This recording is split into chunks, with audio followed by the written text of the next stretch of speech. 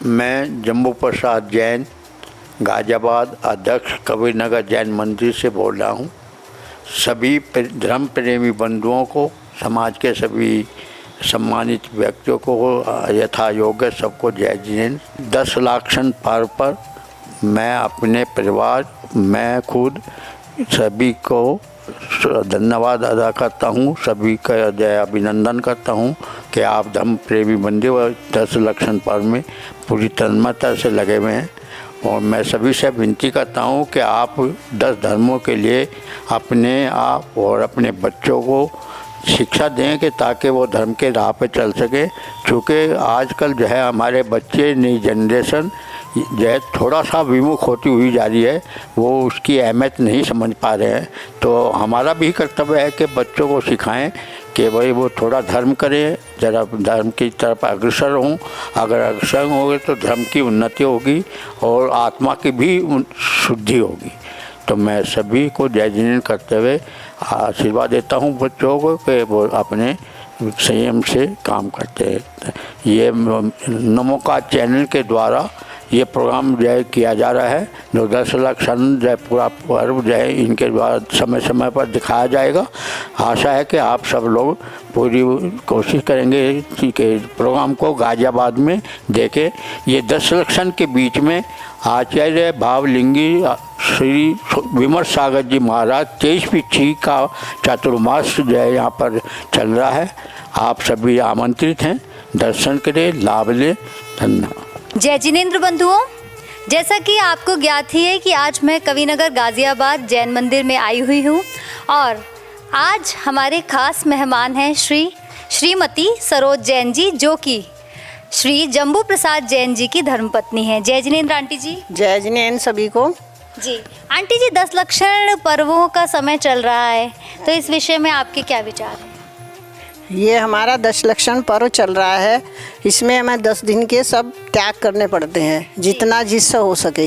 क्षमा भाव, आर्जव मार्जव, सत्य सोच, सत्यम संयम, ब्रह्मचर्य, परिग्रह, ये सब का त्याग चलता है। इसमें जो आदमी जो कर सकता है वो कर लेता है। त्योहारों का अलग रीजन होता है, इसका अलग होता है। अच्छा, त्योहार और पर्व इनमें विभेद होता है। जी जी जी। तो आंटी जी, हम कितना अपनी भावी पीढ़ी को कितना ज्ञान, कितना धर्म से जोड़ पा रहे हैं? हम तो कोशिश करते हैं कि बहुत लोग जुड़े हैं, घर में भी सब लोग जुड़े जी, लेकिन जुड़ते भी हैं, फिर अपनी अपनी भावनाएं हैं। बिल्कुल। और नित्य नियम बहुत अलग तरह से लोग इनका पालन करते हैं। तो किस प्रकार से दिनचर्या की शुरुआत होती है 10 लाक्षण?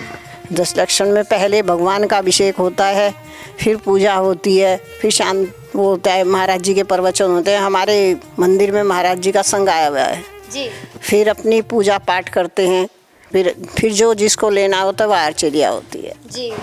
मैं आपको बताना चाहूँगी, आचार्य श्री विमर्श सागर जी महाराज का 23 पीछी संघ जो है वो कबीरनगर जैन मंदिर में, कबीरनगर गाजियाबाद जैन मंदिर में आए हुए हैं, ठहरे हुए हैं अभी चातुर्मास के पावन अवसर पर। तो आंटी जी, आप नित्य नियम जाती हैं? हाँ जी, मैं नित्य नियम जाती हूँ, सुबह को भी और शाम को भी। हमारे चैनल के दर्शकों को क्या आप मैसेज देना चाहेंगी? मुझे बहुत अच्छा लग रहा है। जाती तो मैं वैसे भी हूँ, 12 महीने ही जाती हूँ, लेकिन अब बहुत अच्छा लग रहा है कि क्योंकि महाराज जी का संग आया हुआ है।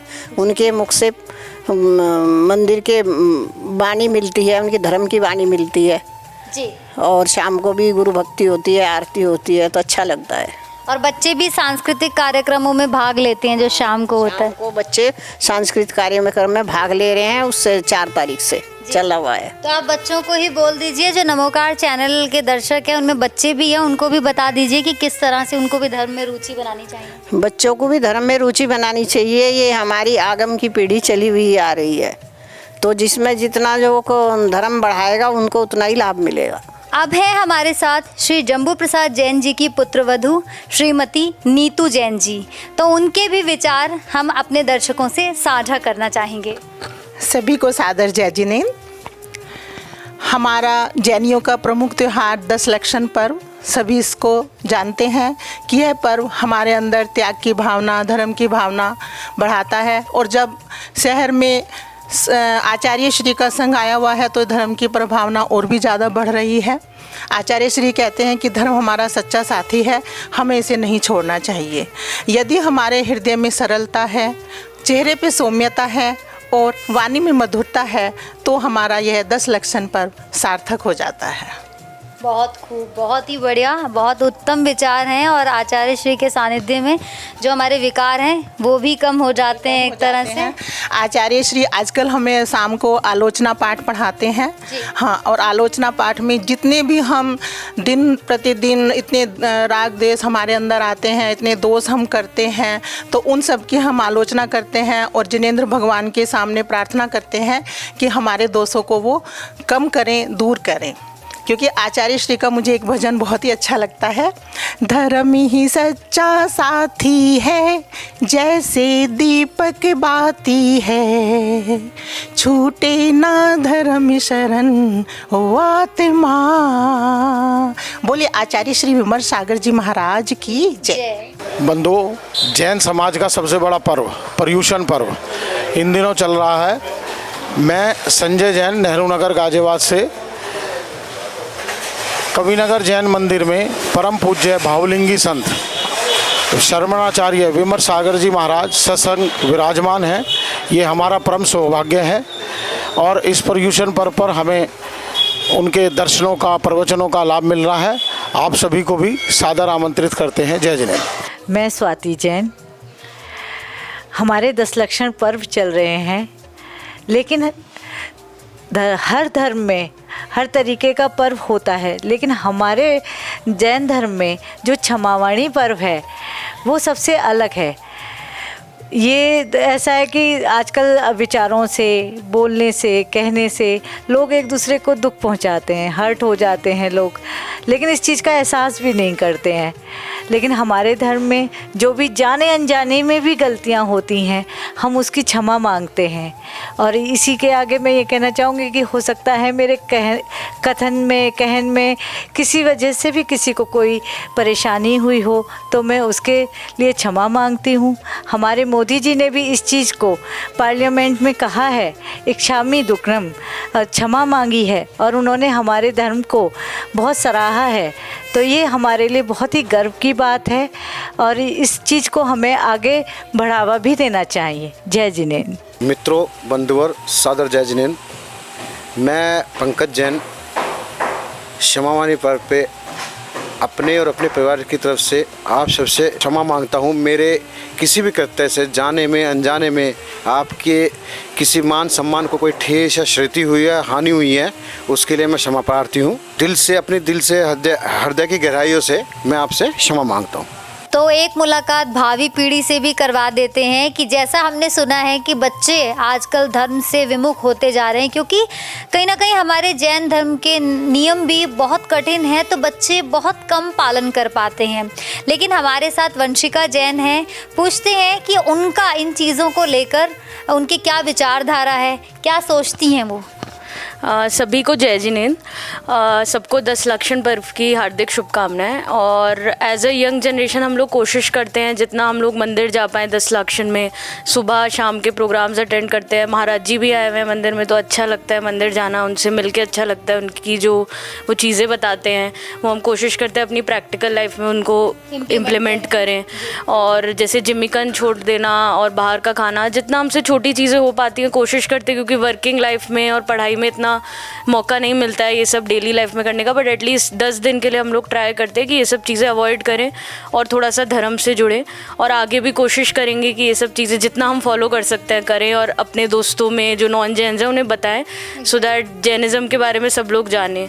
क्योंकि लाइफस्टाइल जो है वो आजकल की भागदौड़ भरी ज़िंदगी में चेंज हो गया है, पूरा लाइफ पैटर्न डिस्टर्ब्ड है। जो आयुर्वेद और उनके अनुसार कहते हैं कि वही प्रातःकाल आपको जल्दी उठना चाहिए, फिर आपको रात को भी जल्दी सो जाना चाहिए, जल्दी भोजन करना है दिन छिपने से पहले। लेकिन बच्चों का लाइफस्टाइल बिल्कुल ही अलग है, उनके ऊपर एजुकेशनल रिस्पॉन्सिबिलिटीज़, मतलब बहुत ज़्यादा स्ट्रेसफुल लाइफ है। तो आप ये बताइए कि थोड़ी थोड़ी सी चीज़ें हम कैसे अपना सकते हैं कि जिनसे बच्चे थोड़ा थोड़ा धर्म के रास्ते पर, जैसे आप लोग, आपके फैमिली में एनवायरनमेंट है, तो किस टाइप से बच्चे अट्रैक्ट हो सके। जैसे साइंटिफिकली भी कहा जाता है कि रात का खाना अवॉइड करना चाहिए और जैनीज में भी यही है कि रात शाम के बाद नहीं खाना चाहिए, दिन ढलने के बाद, क्योंकि मच्छर बैक्टीरिया और जो ज़्यादा बैक्टीरियाज होते हैं वो दिखते नहीं और हम उन्हें खा लेते हैं, अनइंटेंशनली खाया जाता है। तो हम लोग भी यही कोशिश करते हैं रात को अवॉइड करें। आजकल लोग डाइटिंग करते हैं, रात का खाना छोड़ते हैं जिससे कि वेट लॉस हो जाए। तो हम धर्म भी कहीं ना कहीं फॉलो कर सकते हैं अगर हम इसको एज ए नियम या अपने लाइफ में अपना लें जनरल में भी। तो ये हमारे ये हमारे लाइफस्टाइल में भी आ सकता है। और मंदिर जाना, नहा धो के खाना, ये सब छोटी छोटी चीज़ें हैं जो हम कोशिश करते हैं, रेगुलरली नहीं हो पाती हैं क्योंकि लाइफस्टाइल ऐसा है और कभी शुरू से किया नहीं है। बट अगर धीरे धीरे चेंज करें तो मे बी हम लोग आगे फ्यूचर में जो हमारे मम्मी पापा और दादा दादी आज कर रहे हैं तो हम भी कर पाएँ, उनके जितना नहीं, थोड़ा बहुत।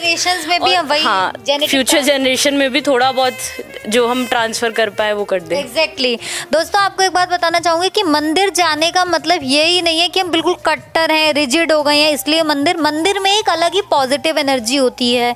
कैसी चीज़ों को बड़ा मतलब कहते हैं स्मूथली वर्क किया जाता है और बहुत सारी चीज़ें, मंदिर हमारा जैन धर्म पूरा ही साइंटिफिक है तो बहुत अच्छी हमें एक पॉजिटिव वाइब्स आती हैं वहाँ से, काम करने की एनर्जी और दिन की शुरुआत एक अच्छे काम से होती है, बहुत सारे अच्छे संस्कार हमें मिलते हैं। तो मंदिर इसलिए भी ऐसा नहीं है कि हमें 10 लक्षण में ही रेगुलर भी हमें जितना समय मिले, ज़रूरी नहीं है 2-2 4-4 घंटे के पाठ ही आप करें तभी मंदिर जाना आपका माना जाएगा। अगर आप देव दर्शन से दिन की शुरुआत करें तो वो भी एक मतलब एक दिन की अच्छी शुरुआत कही जा सकती है।